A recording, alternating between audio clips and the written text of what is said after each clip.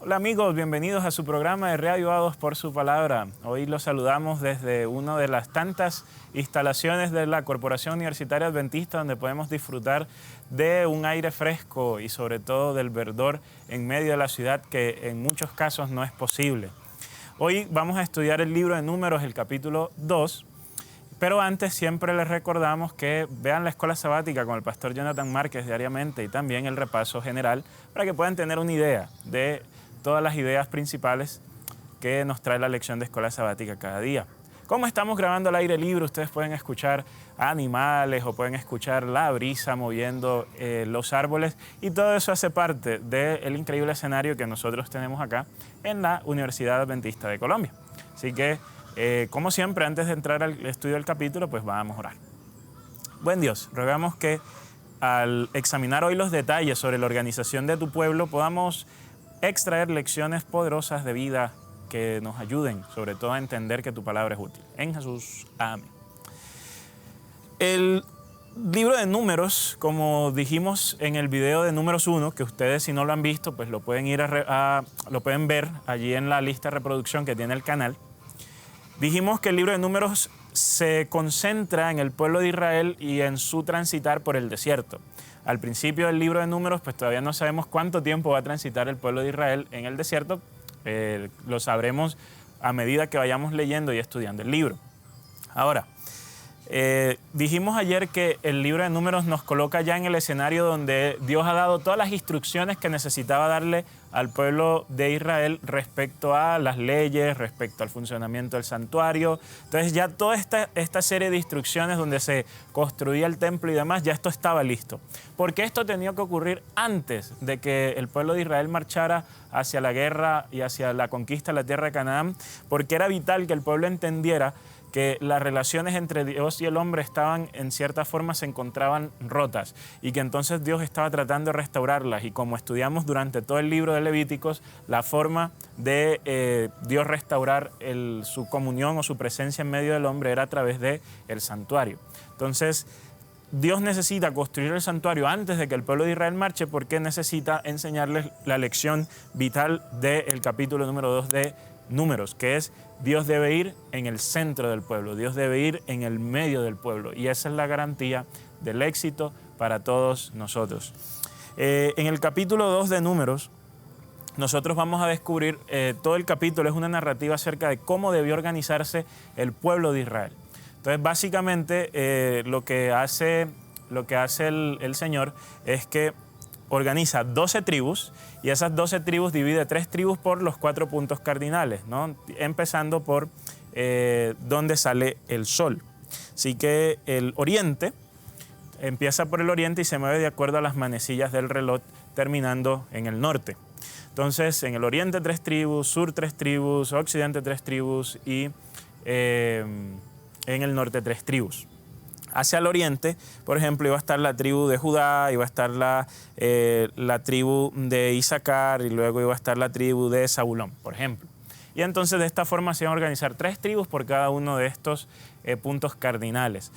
Ahora, ustedes se estarán preguntando, ¿pero qué pasa con la tribu de Leví? Pues recordemos que la tribu de Leví, ellos eran los encargados del santuario, entonces ellos iban en el centro. Entonces en el centro iba a estar el santuario, luego iba a estar el círculo de los levitas que cuidaban del santuario y entonces en los 4 puntos cardinales iban a estar organizados las tribus del pueblo de Israel. Esta división que nosotros vemos y esta organización es propia de un campamento de guerra. Recordemos que, así como decíamos en el video de Números 1, el pueblo de Israel ahora se destinaba hacia la guerra, por eso se hace un censo para determinar cuántas personas pueden pelear. Y ahora ese pueblo que puede pelear se organiza de tal forma que el movimiento de toda esta gran cantidad de personas se ejecute de forma organizada para que de esta forma el pueblo se viese como un ejército que iba hacia la conquista de una tierra que Dios les había prometido.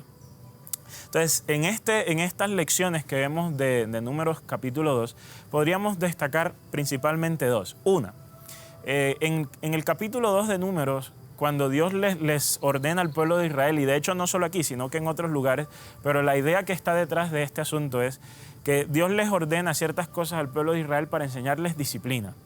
Entonces Rubén no iba a acampar donde él quisiera, Judá no iba a acampar donde él quisiera, Simeón no iba a acampar donde él quisiera, ellos iban a acampar donde Dios decidía.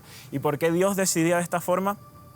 Porque la organización tenía una lógica y sobre todo buscaba que en los 4 puntos cardinales hubiesen, recordamos que en el video de números 1 lo dijimos, y era que el pueblo de Israel se dividía por tribus, porque se organizaba de forma tribal. Entonces las divisiones de las tribus en los 4 puntos cardinales buscaba proteger la totalidad del pueblo de Israel. Entonces el pueblo tenía que ser disciplinado para poder, porque un ejército sin disciplina pues no es nada.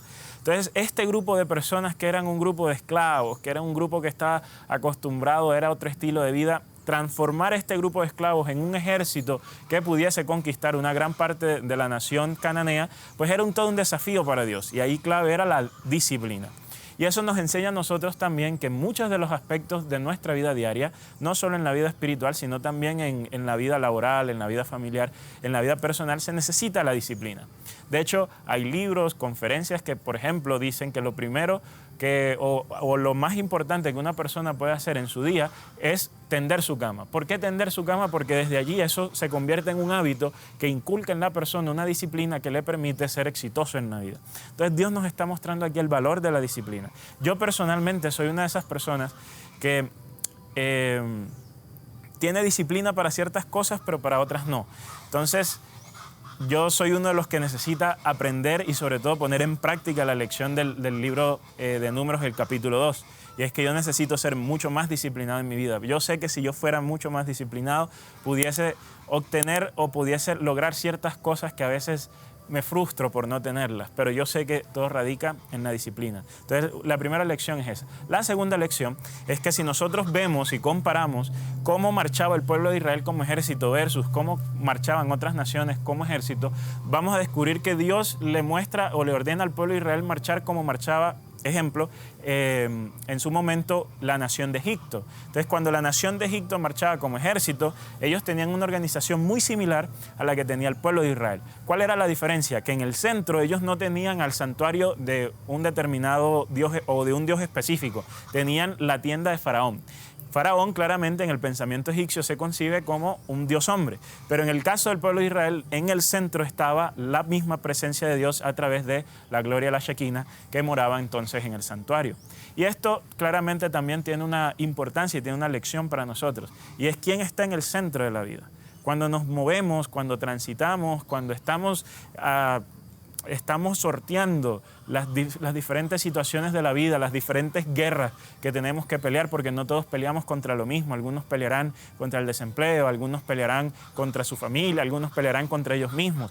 Pero en todas las peleas que nosotros tenemos que lidiar, ¿quién va en el centro? ¿A quién ponemos en el centro? ¿Ponemos a nuestras capacidades, ponemos a nuestra inteligencia, ponemos nuestro dinero o ponemos a Dios? Porque la tendencia de la gran mayoría de nosotros es como el pueblo de Egipto, de confiar en el faraón, ¿no? En poner lo humano en el centro y creer que allí radica entonces el éxito. Pero el libro de Números, el capítulo 2, nos muestra que desde la organización del pueblo, la clave está en que Dios está en el centro. ¿Quién está en el centro de tu vida hoy? Te invito a que hagas de Dios el centro de tu vida, que lo invites a que Él desde allí, desde el centro, dirija todo lo que tú tienes que hacer, todos tus negocios, todos tus pensamientos, y entonces verás, y te desafío a que lo pruebes, porque entonces verás el éxito llegando a tu vida. Porque muchas veces el gran problema que tenemos es el egoísmo, pero si ponemos a Dios en el primer lugar, tal como lo vimos por allá en el capítulo 26 de Levítico, empezamos a experimentar el poder de su presencia en nuestras vidas. Por eso te invito a que hagas de Dios el centro de tu vida. Por eso te desafío a que lo hagas. Y si así lo quieres, pon en los comentarios: Señor, quiero que seas el centro de mi vida. Que Dios te regale un buen día y que puedas experimentar su presencia en el transitar de tu día.